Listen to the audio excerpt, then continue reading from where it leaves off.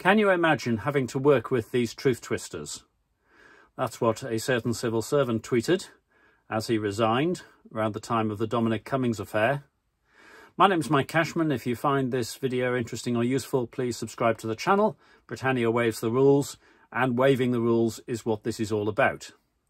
Now, the Downing Street party was a much worse infringement of the COVID rules than the Dominic Cummings affair. Dominic Cummings was one person, significant person, but following his own instincts in disobeying the rules.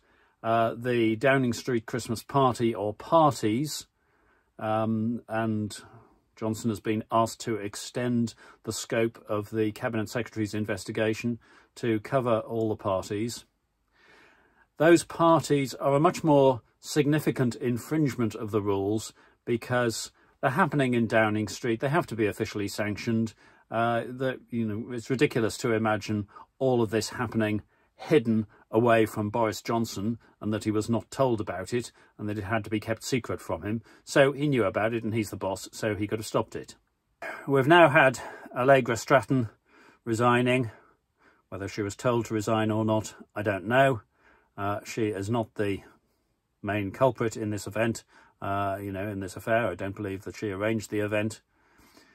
But Boris Johnson has accepted her resignation for the video that emerged, the rehearsal for the press conference, in which she now regrets making fun of the party that had happened in Downing Street on 18th of December 2020. So, if he accepts her resignation for making fun of that party, then presumably his previous story, that there was no such party, can't hold water anymore. He's asked the Cabinet Secretary to find out what happened. He should already know. But what does this mean for Boris Johnson's Prime Ministership? I have long predicted that he would survive through 2021, be unsackable because nobody else wanted to handle the initial Brexit mess, and that his time would come in 2022. I do continue to believe that he will be ousted in 2022, assuming that he lasts that long, but that he won't be Prime Minister in 2023. And I think the situation has actually got that much worse for him, because previously I've reckoned that Tory MPs, that part of their calculation would be, OK, so what are the chances if Boris Johnson is Prime Minister at the time of an election, possibly in winter 2023, so 2 years' time, what are the chances of me being re-elected, retaining my seat, and perhaps having a future in a Tory government? But I wonder which of them are now thinking, do I have to continue to work with these truth twisters?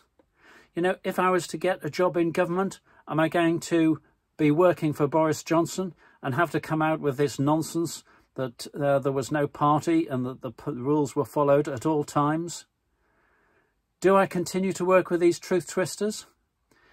If, just suppose, there's a 2023 election with Boris Johnson as Prime Minister, take that as a scenario, and that he's re-elected, that would, of course, if it happened, cement his position.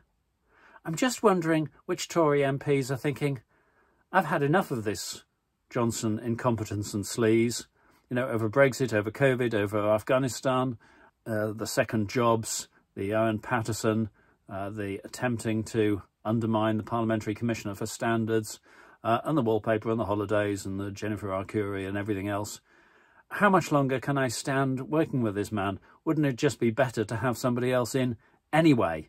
Never mind how successful Johnson might be or might not be in 2023. So Johnson being Prime Minister at a 2023 general election and getting checked out by the electorate, well, that's a bad scenario if you're a Tory MP. But I'm just wondering whether Johnson being Prime Minister in 2023 at a general election and getting re-elected and looking forward to 5 more years as Tory Prime Minister, I'm just wondering whether some of the Tory MPs might start holding their nose about that. So that's another reason, along with those that I've already advocated, for the Tories throwing Johnson out in 2022, which I believe will happen. So, as Boris Johnson refuses to beg pardon for the party that took place at 10 Downing Street, or the parties, our book, of course, is I Don't Beg Pardon. In this case, I'm talking Bollocks from the Rose Garden, but it's about the government that doesn't beg pardon, that waives the rules. Britannia waives the rules. So there's a book and there's a satirical CD. I Don't Beg Pardon, I'm talking Bollocks from the Rose Garden. 25 songs on there. There's a trailer to that, which I will put a link to in the video. And if you act quickly, so if you act by 12th of December 2021, which is only a few days away, if you buy both of these CDs, then we'll throw in a free book, either I Don't Beg Pardon or Brexit's Musical Trick.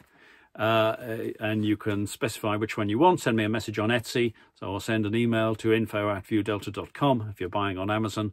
And so for 2 CDs, the price of 2 CDs, you get 2 CDs and a free book.